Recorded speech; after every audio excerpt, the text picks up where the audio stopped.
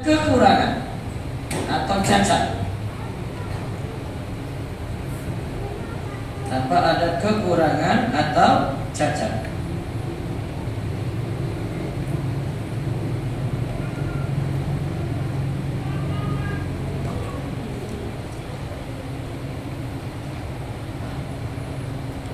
Ada nama, ada sifat, perbuatan atau fi'il, kemudian semuanya yang terbaik.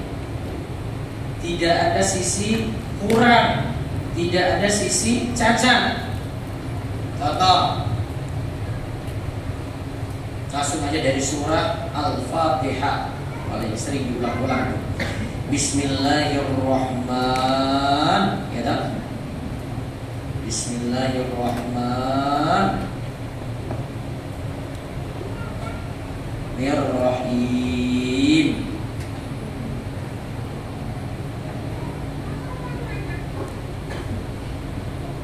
Apa arti Ar-Rahman Ar-Rahim itu? Maha pengasih lagi maha penyayang. Yang saya tulis ini, maha pengasih. Ar-Rahim maha penyayang. Apa beda pengasih dan penyayang, Bu? Ibu, pengasih sama penyayang apa bedanya, Bu? Kan tadi terjemahin. Apa bedanya pengasih dan penyayang? Pengasih sama bisa dikasih. Orang Indonesia. Ibu, atau saya mawon? Sama aja ya sudah ya. Wes ya. Sama aja ya. Gitu. Ya ngapain diulang dalam ayat? Pasti ada beda. Ar-Rahman, ini Allah memberi rahmat pada seluruh makhluk.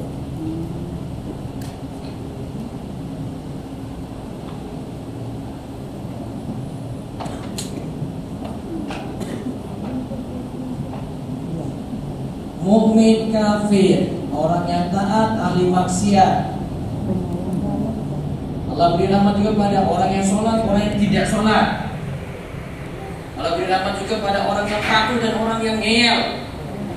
Tapi kasih rahmat juga. Masih umum rahmat ini yang pertama nih, memberi rahmat pada seluruh makhluk. Terus yang kedua, Ar-Rahim, Maha Penyayang. Memberi rahmat, Allah memberi rahmat juga sama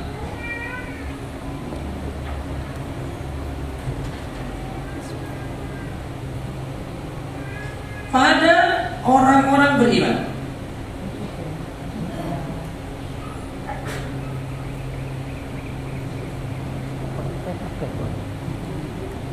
Bedanya situ, Bu. Allah beri rahmat pada orang-orang beriman. Sisi sempurnanya mana, Bu? Tadi ada sempurna, perbuatan terbaik ya. Terbaik tanpa ada kekurangan atau cacat, atau kita dapat sebut juga di sini, Bu, sempurna.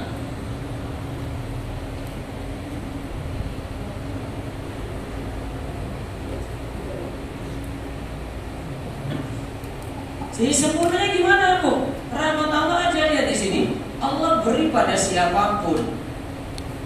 Kalau manusia itu ada yang buat salah pada dia nggak kasih. Tapi kalau Allah ada yang taat, ada yang tidak taat, rahmat tetap ada. Konsekuensi dari nama yang pertama, Ar-Rahman, tetap ada itu, Bu. Tapi ada yang spesial, ada yang khusus, cuma untuk orang beriman. Dikasih iman, dikasih takwa, dikasih ilmu yang manfaat, diberi taufik beramal soleh. Yang khusus saja ini, Bu. Yang khusus ini tidak diberikan pada seluruh makhluk, Bu. Adil, ada spesial, ada nikmat yang spesial, rahmat yang spesial, cuma pada orang-orang beriman. Ada juga yang sifatnya umum pada seluruh makhluk. Jelas, Bu? Jelas ini? Berarti Ar-Rahman Ar-Rahim ada perbedaan atau tidak? Ada. ringkasnya perbedaannya kayak gini. Sebenarnya dulu pernah saya bahas di majelis saudara ini waktu bahas tafsir surah Al-Fatihah. Lama sekali. Orang Arab itu, orang Arab kalau bilang lama sekali itu zaman dulu sekali. Kenapa? Maka kita kenal Allah dari dua ini nih. Tauhid rububiyah, ada lagi istilahnya tauhid apa? Asma wa sifat. Tauhid rububiyah kita meyakini Allah sebagai Rabb. Rabb itu kata turunan itu bisa ke kata murabbi. Murabbi itu pendidik, pengatur. Ke kata seperti itu. Pengatur disingkatnya ini. Allah itu pengatur segalanya.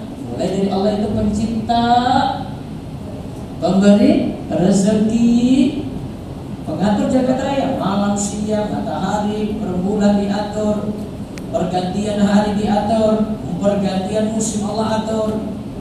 Dan Allah Raja penguasa. Apalagi di akhirat tidak ada yang bisa menyaingi kekuasaan Allah. Maliki yaumiddin.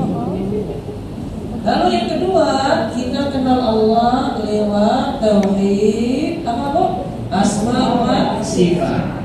Allah memiliki nama, sifat dan perbuatan yang terbaik atau sempurna, tanpa ada kekurangan atau cacat.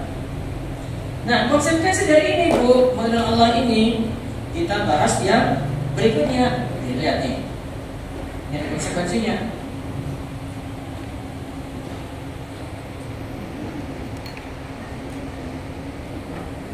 Konsekuensi dari sini kita sedang mengenal Allah. Oke, maka kita menyembah Allah. Kita menyembah Allah, tidak berbuat syirik.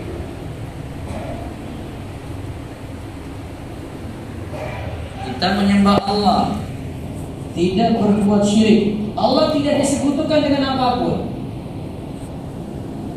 Ini namanya konsekuensinya.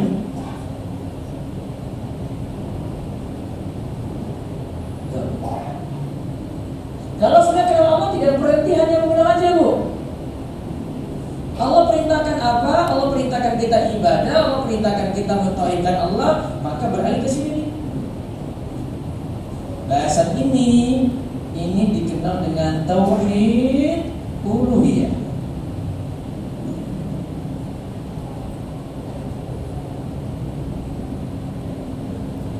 Kenal dengan tauhid apa? Uluhiyah, yaitu hanya Allah satu-satunya yang disembah. Hanya Allah satu-satunya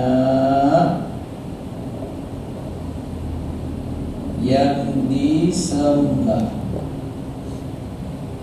Oke. Hanya Allah satu-satunya yang disembah.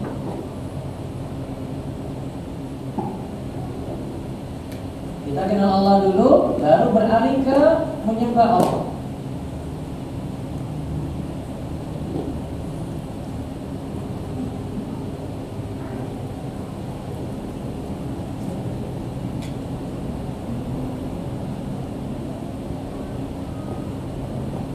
Sudah bu? Jadi dari mengenal dulu mengenal sudah tahu Allah ini seperti ini, baru Allah disembah.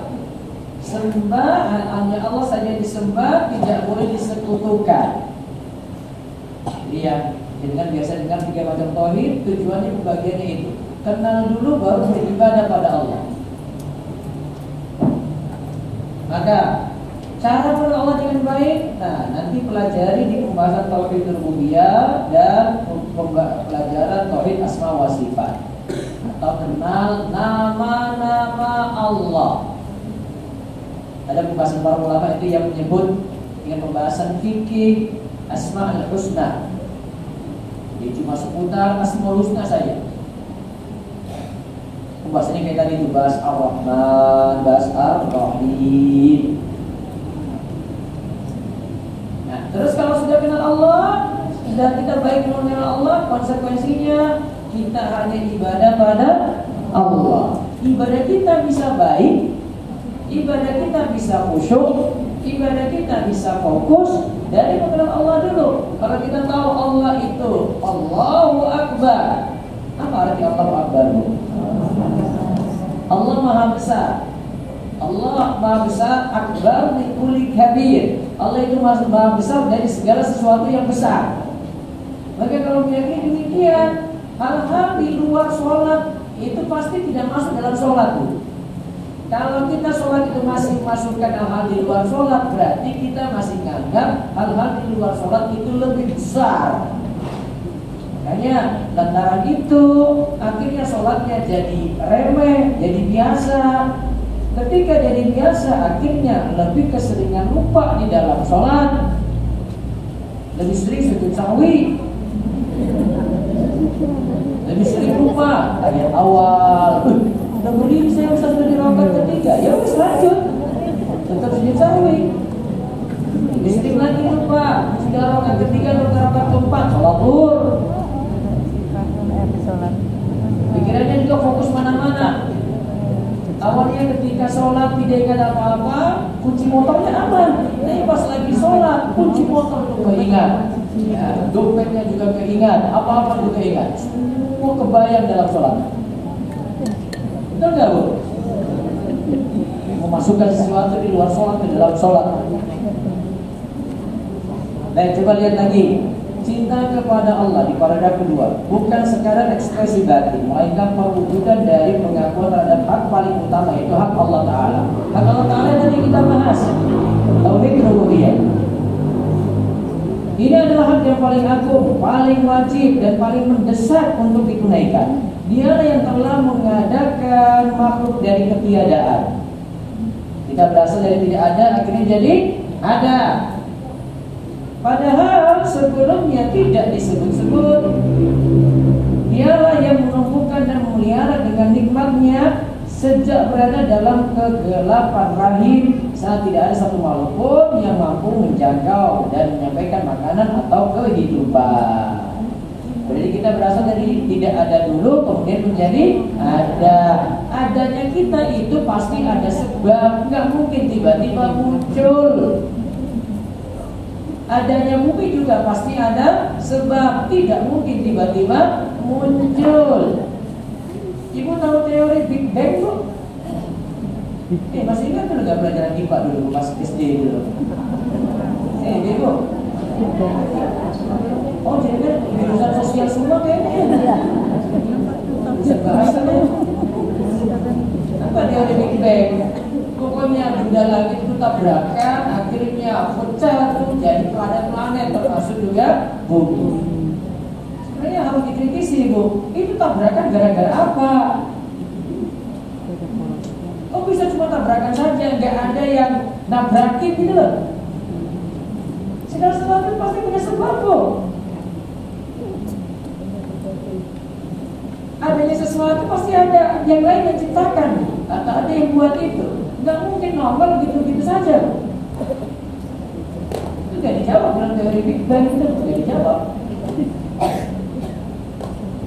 Kita cuma nerima aja, alam semesta jadinya seperti itu. Siapa yang menciptakan, Bu? Ada Allah di situ. Maka nanti bisa mengarah pada kita meninggikan Tuhan. Pemahamannya jadi ateis nanti itu. Tuhan tidak ada.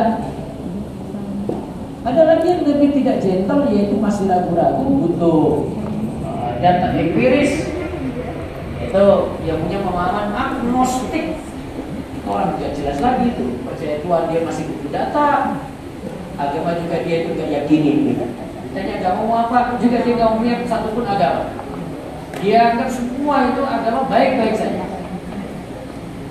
Dan sekarang kalau anak-anak muda saat ini itu dia jadi rujukan yang punya pemahaman agnostik tadi. Sejak kecil muslim dia, mungkin sekolah di sekolah Islam, ketika sudah besar agnostik, ya kenal apa-apa sama sekali.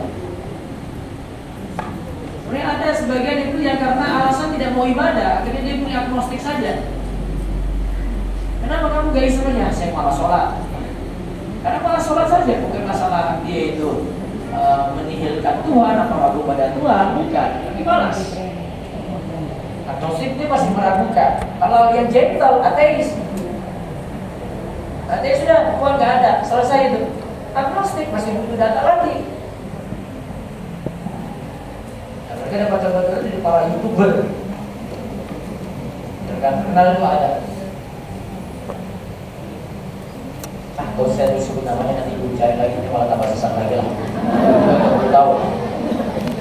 Saya di kampus sama anak muda, kalau saya beritahu nama-namanya ini. Nah ini. Itu rujukan kalian semua tuh. Baik, kita lihat lagi itu. Allah yang mengalirkan air susu di kedua payudara ibu, yang menunjukkan dua jalan kebaikan dan keburukan, dan yang menundukkan kedua orang tua untuk memberikan pengasuhan. Allah membekali dengan nikmat, dengan akal dan pemahaman, serta menyiapkan jiwa untuk dapat menerima dan memanfaatkannya. Jadi manusia dari kecil, Allah itu kasih rezeki tadi itu lewat air susu ibunya, kemudian berkembang lagi, dapat didikan, tumbuh besar, sehingga dia tahu mana yang manfaat, mana yang buruk. Allah katakan, lihat di surat An-Nahl ayat 78, Wallahu akhrajakum min butuni ummahatikum la ta'lamuna syai'an wa ja'ala lakumus sam'a wal absara wal afidata la'allakum tashkurun. Allah mengeluarkan kalian dari perut ibu-ibu kalian dalam keadaan tidak mengetahui apapun. Kita keluar nggak tahu apa-apa. Bukan keluar langsung bisa baca, Bu. Bukan keluar langsung bisa tahu A, tahu B, tahu C, enggak. Lalu Allah memberikan kalian, lihat 3 hal yang Allah beri. Pendengaran, dikasih penglihatan, dikasih hati. Apa, Bu? Pendengaran, dikasih penglihatan, dikasih hati. Tujuannya lagi la'allakum tashkurun, agar kalian mau bersyukur. Terus tanpa karunia Allah walau sekejap niscaya kehancuran menimpa. Tanpa rahmat Allah mestinya tidak akan mungkin kehidupan berlangsung. Harus dengan nikmat Allah, dengan rahmat Allah. Maka cinta kepada Allah adalah kewajaran mutlak, sebab Allah adalah asal segala pemberian. Yang beri semua adalah Allah, penyebab segala kebaikan dan penolak segala keburukan. Hak Allah tidak ditujukan untuk memberikan manfaat kepada Allah. Jadi Allah beri sesuatu bukan berarti Allah ingin supaya itu balik pada Allah. Allah kasih kita rezeki bukan berarti Allah butuh balasan, nanti rezeki lagi pada Allah, bukan. Sebab Allah tidak membutuhkan makhluk. Allah butuh kita atau tidak? Tidak. Dia adalah bentuk penghambaan sebagai wujud cinta, syukur, dan tunduk penuh kepada Allah. Terus Allah berfirman lagi, La nas'aluka rizqa, nahnu narzuquka wal 'aqibatu littaqwa. Tentang masalah rezeki Allah yang kasih. Kami tidak meminta rezeki padamu, ini Allah tidak meminta rezeki pada kita. Kamilah, yaitu Allah lah yang memberi rezeki kepadamu, dan akibat yang baik adalah bagi orang yang bertakwa. Jadi apa yang Allah beri, Allah tidak butuh balasan manusia. Dan lagi Allah berfirman, wa ma khalaqtul jinna wal insa illa liya'budun. Tidaklah aku menciptakan jin dan manusia melainkan untuk beribadah kepada Aku. Terus Allah sebutkan, ma uridu minhum min rizqin wa ma uridu ayyut'imun. Aku tidak menginginkan rezeki dari mereka dan tidak pula ingin mereka memberi makan kepadaku. Jadi Allah tidak butuh kita. Innallaha war-razzaqu dzul quwwatil matin. Sesungguhnya Allah lah yang Maha memberi rezeki pada siapapun. Dia mempunyai kekuatan lagi sangat kokoh. Maka di antara bentuk rezeki Allah adalah hujan. Hujan rezeki apa tidak, Bu? Rezeki. Di antaranya hadis itu menyebutkan bahwasanya karena sebab manusia itu bermaksiat, di antara bentuknya enggan sedekah, enggan bayar zakat, Allah tidak mau menurunkan hujan. Allah enggan turunkan hujan. Tapi karena kasihan pada hewan ternak lebih butuh, maka akhirnya Allah turunkan hujan. Jadi rahmatnya Allah, terima kasih saya pada hewan ternak saya. Karena manusia ini terlalu banyak yelnya. Suruh lakukan A, lakukan B, perintah A, perintah B, gak mau patuh. Tapi ada hewan ternak situ, Allah kasihan pada hewan ternak, hujan tetap diturunkan. Terus cinta kepada Allah menuntut penghambaan total. Tadi penghambaan tauhid uluhiyah itu, Bu. Dalam seluruh aspek kehidupan, baik dalam rasa tunduk, taat, patuh, dan yakin. Setiap bentuk ibadah adalah bukti cinta, dan setiap pelanggaran adalah bentuk kelalaian dalam menunaikan hak cinta itu. Berarti kita disebut cinta pada Allah ketika patuh kepada Allah. Namun kalau kita lalai, gak mau taat, lakukan pelanggaran, berarti kita tidak mencintai Allah. Maka orang yang bermaksiat tidak mencintai Allah, kan? Karena dia jalankan konsekuensi.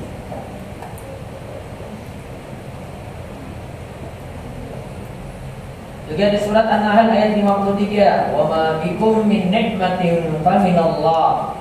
Tsumma idza massakumud durru fa ilaihi taj'arun." Apapun nikmat yang ada pada kalian, apapun nikmat yang ada pada kalian, maka itu dari Allah. Dan ketika kalian ditimpa bahaya, hanya kepada Allah lah kalian mengadu. Berarti kalau ada nikmat, tugas kita bersyukur. Sudah sering saya sebut bersyukur dengan 3 hal caranya. 1, bersyukur dengan hati. 2, bersyukur dengan lisan. 3, bersyukur dengan anggota badan. Coba ulang. 1, bersyukur dengan apa, Bu? Hati. 2, bersyukur dengan lisan. 3, bersyukur dengan anggota badan. Di ayat ini disebutkan, wa ma bikum min ni'matin fa minallah. Apapun nikmat yang ada pada kalian, maka itu dari Allah. Harus akui dari Allah dengan hatimu. Maka orang yang disebut kufur nikmat, dia sandarkan nikmatnya bukan pada Allah. Itu karena saya, itu karena memang saya kerja, karena saya terus. Kalau sini, wa bikum min nikmatin fa minallah. Nikmat apapun itu asalnya dari siapa? Allah. Maka seorang muslim harus menyadarkan nikmat pada Allah. Terus dia syukuri dengan dia ucapkan itu alhamdulillah, ini dari Allah. Baru dia sebutkan hal lain itu, Bu. Alhamdulillah ini dari Allah. Baru dia sebutkan sebab-sebabnya. Alhamdulillah saya kerjanya kayak begini. Yang lainnya ikutan, tapi sebab nikmat dari Allah. Baru kemudian nikmat tadi dimanfaatkan dengan anggota badan, ibadah dan jauhi maksiat. Kemudian menunaikan hak ini bukanlah beban, justru ia adalah jalan yang lapang dan ringan. Karena Allah tidak menjadikan agama ini menyulitkan. Ya, agama ini tidak sulit walaupun disuruh ibadah. Cinta kepada Allah semakin mudah apabila cinta itu mendorong untuk istiqomah dan taat. Walaupun dalam keadaan sulit, disuruh tetap ibadah, disuruh tetap istiqomah.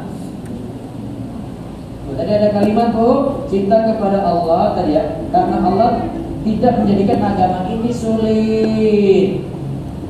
Berarti kesimpulannya, Bu, agama ini mudah. Kalau datang ke kesulitan, maka ketika itu dibuka pintu kemudahan. Ada kaidah fikih disebut wa idza daqa ittasa'a. Jika sudah terasa sempit, maka ittasa'a, dibuka lapang lagi. Contoh orang dalam keadaan sempit, dalam keadaan susah, dia lagi sakit, tidak bisa laksanakan sholat sambil berdiri, Kan sempit. Susah itu Bu. Maka kita saat datang kemudahan, ke lapangan, kebaikan-kebaikan setelah itu. Kalau tidak bisa berdiri, berarti apa yang dilakukan Bu? Duduk. Ibadahnya dia sambil duduk. Kalau seandainya dia duduk di lantai, ada dua cara duduk Bu. Bisa duduk iftirash, bisa duduk bersila. Bisa duduk apa Bu? Iftirash, dan bisa duduk bersila. Ada ulama yang katakan duduk yang lebih baik itu bersila tadi, untuk gantikan posisi berdiri ketika dia duduk di lantai ya. Karena kalau bersila ini pasti nanti akan terbedakan dengan duduk antara dua sujud. Duduk antara dua sujud kan bukan duduk bersila kan Bu? Bukan. Jadi ketika dia sampai di duduk antara dua sujud, dia duduknya iftirash. Ada yang katakan lebih utama duduk iftirash. Ya duduk iftirash. Karena ulama Syafi'i itu katakan kalau iftirash yang kakinya itu enggak keluar, ya, menandakan itu duduknya bukan orang yang bersantai-santai. Itu bukan duduknya orang mewah. Benar-benar orang itu lagi merendahkan diri. Beda kalau dia duduknya itu duduk bersila terus kakinya diangkat lagi. Beda posisinya. Yang jelas antara dua duduk ini, ibu bisa pakai duduk iftirash, ibu bisa pakai duduk bersila. Kalau duduk tidak bisa, maka terlentang. Pertama berbaring dulu, berbaring ke sisi kanan. Mana kiblat? Sini kiblat ya. Berbaring sisi kanan, berarti kepala di utara, kaki di selatan. Kalau tidak, terlentang. Terlentang berarti seolah-olah kaki tendang ke arah kiblat, bagian kepala diangkat. Kan bantal itu kan bisa dinaikkan sedikit. Nah, nanti posisinya dia menghadap ke sana, ke kiblat. Jika ini tidak bisa, maka sebagian ulama Syafi'i ya, seperti penulis Kifayatul Akhyar itu katakan berisyarat. Kalau dia bisa berisyarat, saya diam ya, nggak bisa gerak apapun. Tangan nggak bisa gerak, semuanya, kaki juga nggak bisa gerak. Yang bisa gerak cuma kedipan mata, kedip. Maka dia sholat dengan cara mengedipkan mata sebagai isyarat.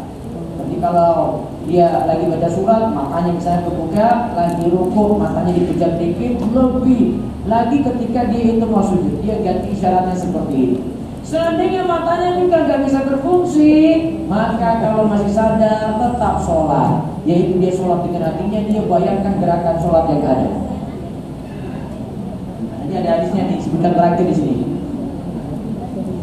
Sebagaimana firman Allah, wajahidu fillahi haqqa jihadi, wastabakum wa ma ja'ala 'alaikum fid dini min haraj. Tadi agama Islam tidak ada kesulitan Bu.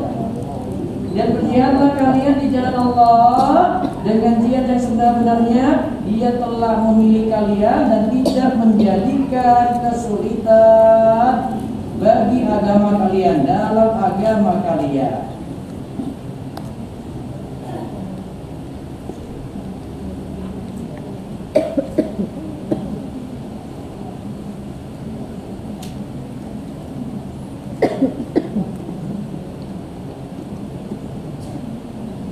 Ada beberapa contoh. Contoh lagi, keringanan. Tadi contoh sholat sakit ya. Dan lagi keringanan, sabar. Apa keringanan ketika sabar? Apa saja keringanan ketika sabar? Coba catat keringanan ketika sabar. 1. Jamak sholat. 2. Qasar sholat.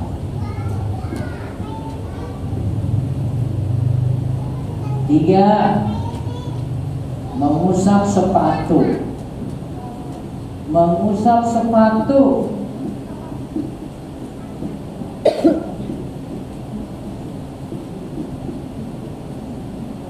Nanti saya jelaskan. Ibu paling belum pernah ya. Karena ibu kurang pilih kemana-mana sih ibu. Dan nggak pernah dapat musim dingin. Kali kurang mah biasa aja. Nanti saya jelaskan fungsinya. Tadi apa yang ketiga tadi? Oke, bisa disamakan mengusap sepatu atau kaos kaki selama, tadi kan apa? Selama 3 hari 3 malam. Selama apa, Bu? 3 hari 3 malam. Yang keempat,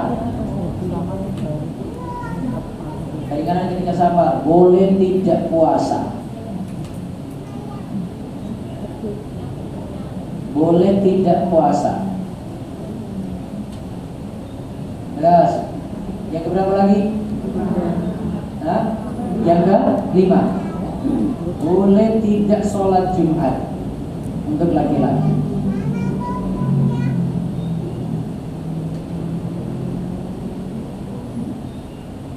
Yang ke-6, boleh sholat sunnah di kendaraan. Boleh sholat sunnah di kendaraan. Yang ke-7,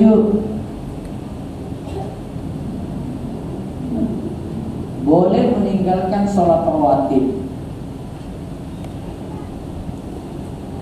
kecuali sholat sunnah fajar.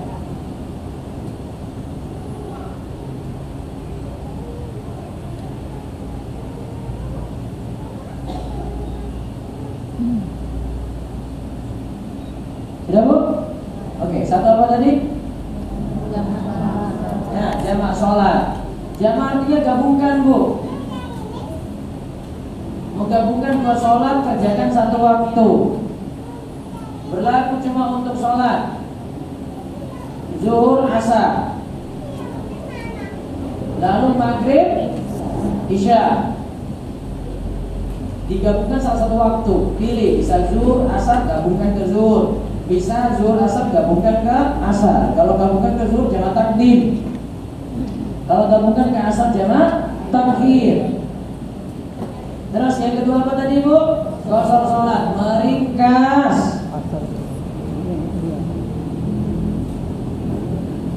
Sholat 4 rakaat menjadi 2 rakaat. Meringkas sholat 4 rakaat menjadi berapa, Bu? 2 rakaat. Qasar, namanya saya qasar, meringkas, Bu. Tapi ini berlaku jika, coba catat nih, jika, ini yang syarat-syarat pentingnya saja. Jika safarnya minimal jarak 2 marhalah, yaitu 84 km. Apa tadi? 2 marhalah, yaitu 84 km. Minimal jarak yang ditempuh. Artinya saya mau kemana? Safar tuh harus jelas, bukan bisa safar nggak jelas. Mau kemana, Bu?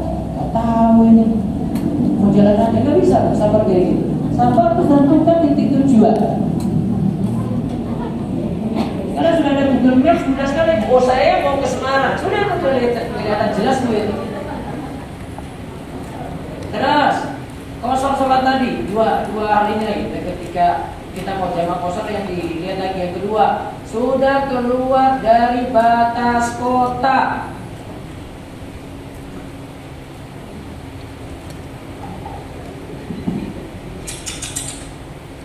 Apa, Bu? Saya ceritakan di masa Nabi saja.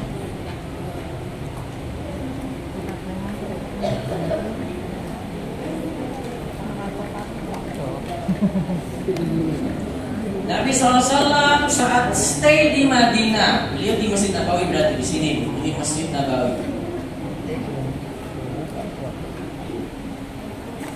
Beliau kerjakan sholat 4 rakaat.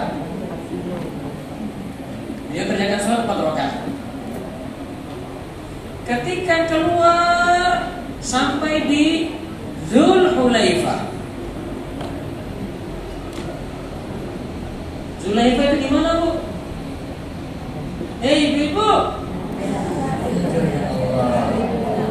Abyar Ali, atau Indonesia biasanya sebut Bir Ali.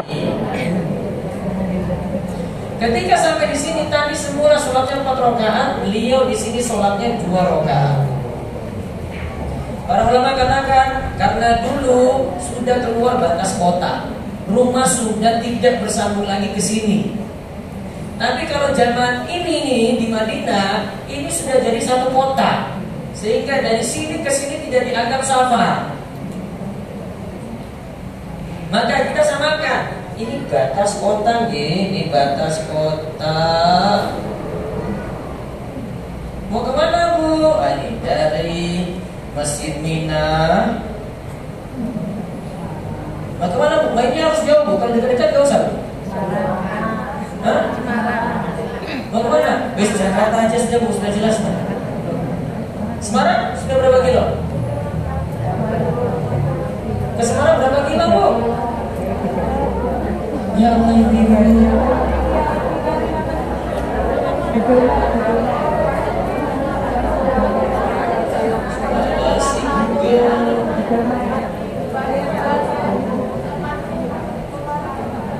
$82 kilo.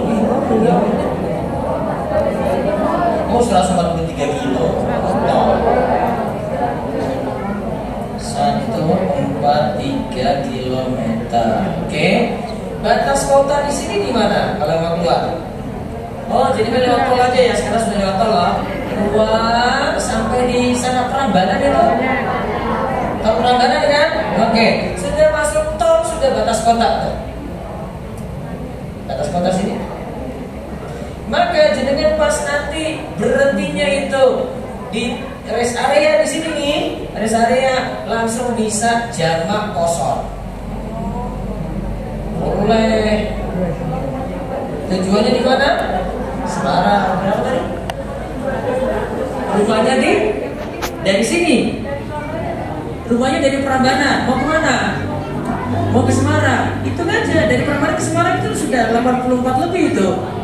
Berarti pas keluar masuk tol itu dapat rest area pertama, langsung bisa jamak kosor. Jangan di Prambanannya, belum jauh. Jadi nggak boleh di sini, Bu. Ustaz, saya di Masjid Mina sini, saya dapat dari Ngurut situ, pas lagi azan zuhur, saya jamak kosor. Belum, Bu. Belum jauh mainnya, Bu. Keluar dulu.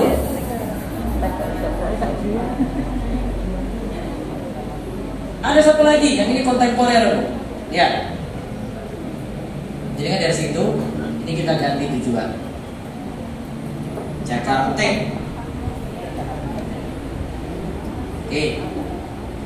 Ini kan lewat bandara aja ya. YIA ya. Nah, pas sampai di YIA itu sudah Kulon Progo, Bu.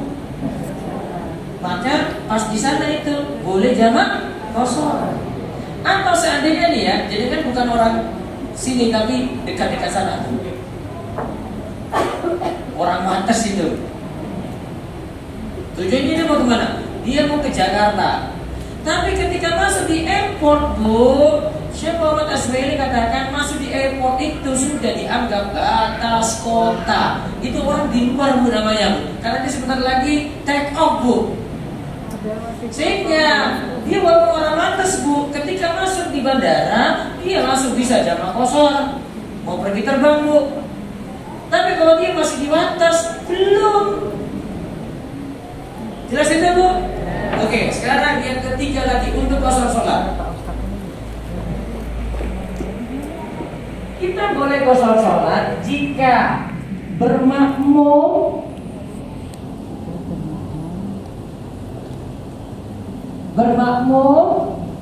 pada imam yang juga kosor. Bermakmum pada imam yang juga kosor, Bu.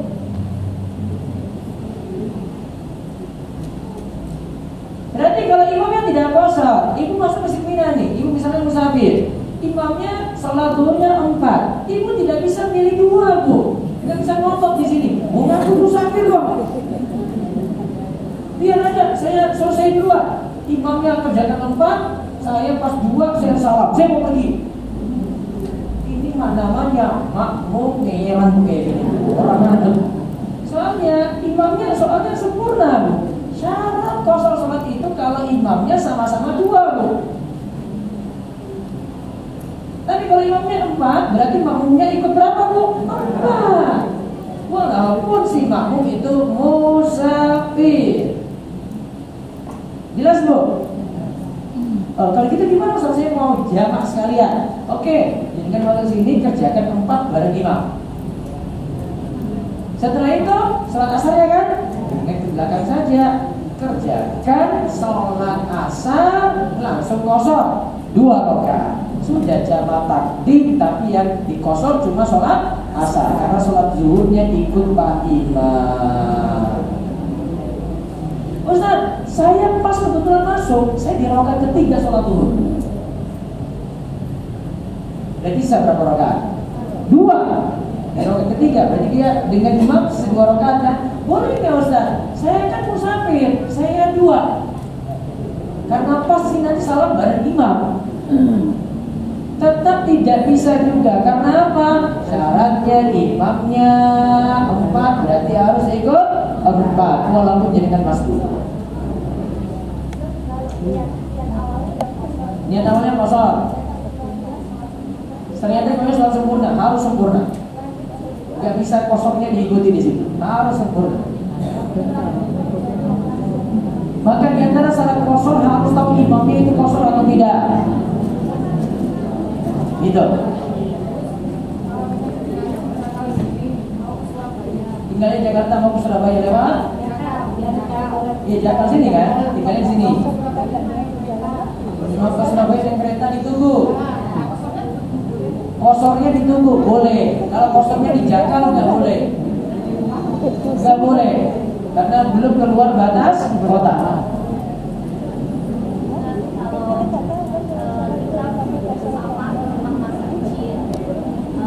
Safar ke rumah masa kecil, berarti sekarang nggak tinggal situ lagi. Dia mau nginep misalnya karena ada keperluan. Oke. Nah, itu kita harus dapat kosor sholat apa harus pulang? Kemana itu, Bu? Oh, cerita saya belum lanjut. Catat lagi. Maaf, tadi kan saya bilang 3 kan? Yang keempat disebut musafir 2 keadaan. Pertama, masih perjalanan, walaupun berbulan-bulan. Misalnya dari Masjid Mina dia naik motor tujuannya Mekah 6 bulan. Misalnya nih. Maka selama 6 bulan dia boleh kosor sholat terus. Oke, itu pertama, musafir disebut musafir selama dalam perjalanan.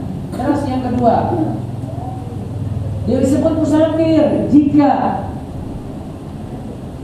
mampir di suatu tempat tinggal kurang dari 4 hari. Tinggalnya kurang dari 4 hari. Tinggalnya kurang dari 4 hari. Di mana hari masuk dan hari keluar tidak dihitung. Berapa hari tadi, Bu? 4, tapi hari masuk dan hari keluar tidak dihitung. Ini lihat. Masuk dulunya kapan? Dia musafir ya. Dia mau stay di sini. Senin. Pulangnya kapan? Kamis. Maksudnya apa tadi, Bu? Senin. Pulangnya Kamis. Hari masuk sama hari keluar jadi dihitung. Berarti Senin sama Kamis sudah dihitung. Berarti dihitung apa? Selasa. Oke. Kurang dari 4 hari itu? Iya. Berarti selama 2 hari dia stay di sini boleh jamak kosor. Kalau begitu, kalau dia stay-nya 7 hari, hari masuk dan hari keluar jadi dihitung. Pas 7 hari di sini. Berarti selama 7 hari ketika masuk Jogja tidak boleh jamak kosor. Tergantung niatnya. Oke, baik. Lanjut lagi, tadi baru kedua. Saya selesaikan dulu. Nanti pertanyaan belakangan. Pertanyaan pun singkat-singkat aja, nggak boleh panjang-panjang. Tadi harus dikosor bu pertanyaannya. Tadi berapa? Siapa sudah kosor? Yang ketiga apa lagi keringanannya? Ibu belum pernah kayak gini? Belum pernah.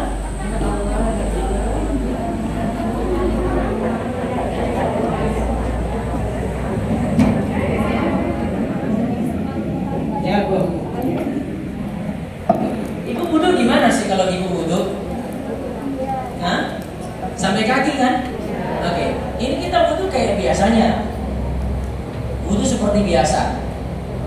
Pokoknya saya cuci tangan, kumur, hirup air ke hidung, kemudian basuh muka, tangan sampai siku, terus diusap kepala, telinga, nah baru kaki. Kebetulan saya pakai khuf. Orang Arab dulu sebut khuf. Zaman ini disamakan sepatu. Tapi dulu khufnya orang Arab itu sepatu kulit. Kulitnya ini sepatu kulit yang menutupi semua kaki sampai mata kaki. Maka yang disyaratkan itu sepatu yang nutup sampai mata kaki. Disamakan tadi saya sebut dengan kaos kaki. Namun kaos kakinya harus tutupi sampai mata kaki. Kan ada kaos kaki ibu cuma sampai sini doang. Iya kan? Ada. Oke. Sekarang dia, misalnya saya pakai sepatu. Tapi syaratnya bu, sholatnya tetap saya pakai sepatu juga. Misalnya di padang pasir lah, dia mau sholat di padang pasir atau di luar gitu. Paling penting kaos kaki bu kalau mau dipraktekkan. Dan ini fakta dari Syekh saya masih boleh tapi ini. Oke, saya pakai kaos kaki misalnya, kaos kaki, saya lagi safar. Saya urus seperti biasa dengan catatan sebelum pakai kaos kaki, kaki saya tadi itu sudah dicuci dengan wudhu. Berarti saya wudhu dulu sebelumnya sempurna sampai kakinya yang kosong ini dicuci. Baru kemudian saya pakai kaos kaki. Nah, wudhunya batal. Terus saya ulangi wudhu lagi. Tetap seperti biasa, pas di kaos kaki bu, kaos kaki nggak saya lepas. Cukup coba tangan ibu gini, tangannya basah, ini sudah basah misalnya ya. Terus usap punggung kaki, usap punggung kaos kaki, maaf.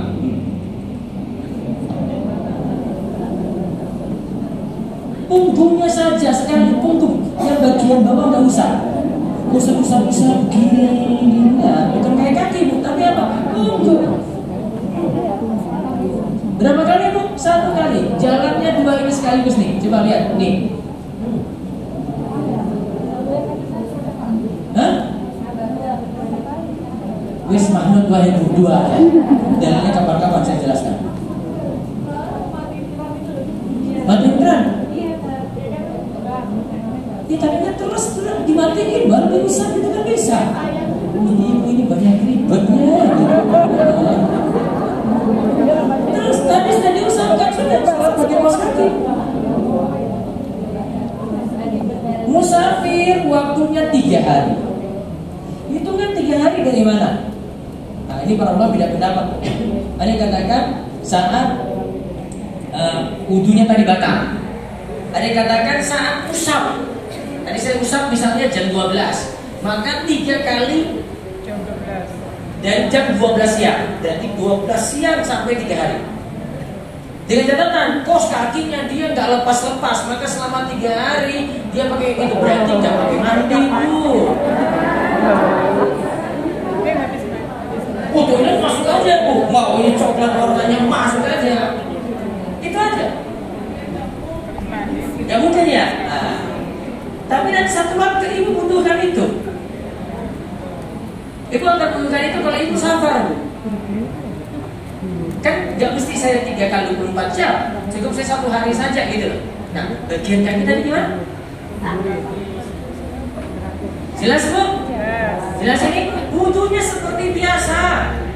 Itu keringanan bagi musafir yang ketiga. Terus yang keempat apa bu? Yang keempat apa? Oke, ya. Ini biar nggak salah kaprah di sini. Ada syaratnya. Boleh tidak puasa bagi musafir. Lihat di sini. Ini tadi batas kota. Ini dia di kota A sini. Oke. Azan subuh misalnya jam 4.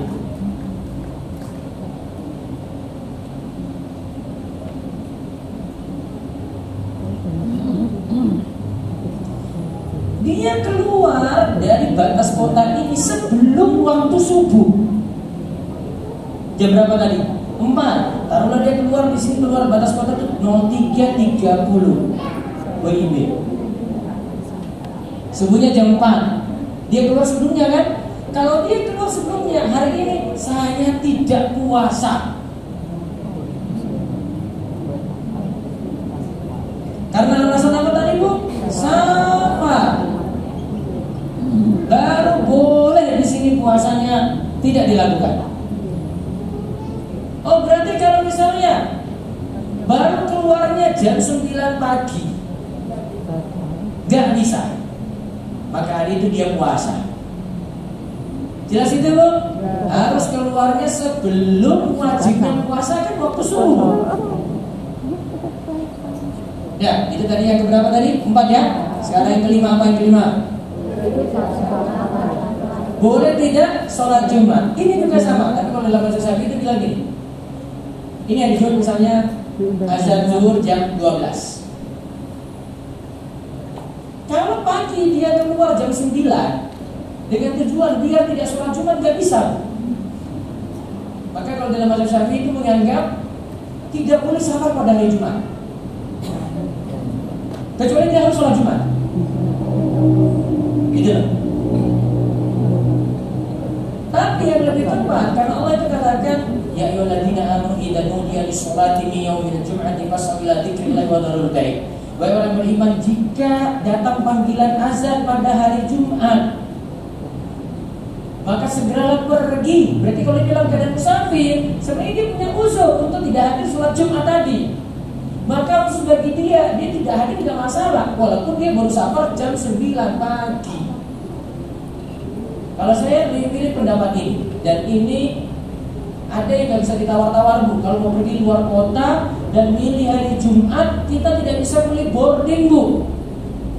Boarding jam berapa? 12:30 aja lah taruh, Bu. 12:30 boarding, on time lagi. Selesai sholat Jumat jam berapa? 12:30 juga, Bu. Itu nekat banget namanya, Bu. Dia pergi sholat Jumat, masuk lagi. Kalau dia dari masjid ke dalam jauh loh, Bu. Jauh itu, Bu. Masuk panggilan pada umat, tapi masih harus naik pesawat. Masalahnya pesawat sudah mau tutup, baru selesai sholat, Bu. Assalamualaikum warahmatullahi wabarakatuh. Dipanggil itu, Bu. Darurat namanya, Bu. Sehingga lebih baik di posisi ini memilih tidak sholat Jumat. Gantinya apa? Sholat zuhur. Baik, terus yang berikutnya lagi, yang kelima, yang keenam. Oke, sholat sunnah di kendaraan. Ustaz, itu pun tidak disebut sholat wajib. Kita bahas sholat sunnah. Kalau sholat wajib, masalahnya gini, Bu. Ibu kalau sholat sunnah, ibu akan gugurkan berdiri. Ya, ibu akan gugurkan berdiri, Bu. Maka ibu sholat di kursi nggak masalah. Tapi kalau sholat wajib, ini tidak diperkenankan gugurkan berdiri, Bu. Selama bisa. Selama bisa maksudnya, wah, saya nggak milih sholat di kendaraan. Nanti kalau kendaraan berhenti, saya sholat aja di masjid. Maka untuk sholat wajib diusahakan tidak di kendaraan. Sholat wajib tidak di kendaraan, Bu. Kecuali untuk keadaan tertentu. Keadaan tertentu gimana? 1. Waktu sholat mepet dan kendaraan belum nyampe di tempat tujuan, masih di perjalanan, Bu. Atau keadaan yang kedua, tidak bisa jamak sholat. Apa sholat yang tidak bisa dijamak, Bu? Subuh. Atau jadikan perjalanan itu dari jam 11 siang tiba di tempat tujuan maghrib, Bu. Perjalanan jam 11 siang tiba di tempat tujuan maghrib. Berarti zuhur dan asarnya di mana? Di kendaraan. Ini baru namanya keadaan terpaksa ibu sholat di kendaraan. Ya, ibu secara terbatas sholat di kendaraan. Itu untuk sholat wajib, Bu. Asalnya sholat wajib baiknya turun. Kenapa? Sholat wajib ditutup berdiri, Bu. Ada kiblat. Gak bisa gugurkan ini, kecuali tadi keadaan darurat yang saya sebutkan. Selama saya bisa kerjakan sholat turun dari kendaraan, tetap turun dari kendaraan. Tapi ada beberapa kendaraan ibu bisa sholat lapang, Bu. Kenapa? Kendaraan yang bisa sholat lapang, Bu, di kendaraannya. Kereta bisa. Jantung kereta, Bu. Ibu di gerbong berapa? Kapal bisa, Bu? Bisa. Tinggal arah kiblatnya saja di mana di kapal. Pesawat bisa. Ibu, pesawat bisa. Bisa sholat sambil berdiri. Ibu naik pesawat apa, Bu? Kan ada pesawat yang sampai ini kakinya ini depan kursi lagi itu, Bu. Terus yang di depan itu apa? Kasih kursinya ke belakang lagi gini loh. Ini bisa. Kecuali ibu pakai satu maskapai Saudi Airlines dapat sholat di belakang. Tapi kan kita bergerak tidak semuanya pakai itu. Jelas itu? Baik, terus yang ketujuh apa? Boleh meninggalkan sholat rawatib kecuali sholat sunnah fajar. Berarti qobliyah duhur bisa tinggalin, ba'diyah duhur bisa tinggalin. Terus ba'diyah maghrib bisa ditinggalin, ba'diyah isya bisa ditinggalin, sholat sunnah fajar tidak ditinggalin.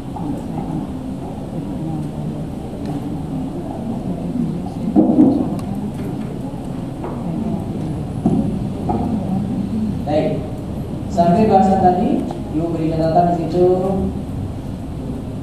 tentang kita disuruh ibadah, memang suruh ibadah pada Allah, tapi ada yang tidak ideal ibadahnya. Allah tidak menjadikan agama ini menyulitkan. Sampai tadi ya di surat Al-Hajj ayat 78.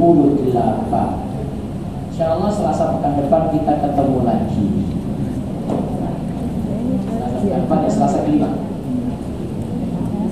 Baik, silakan jika ada pertanyaan. Silakan.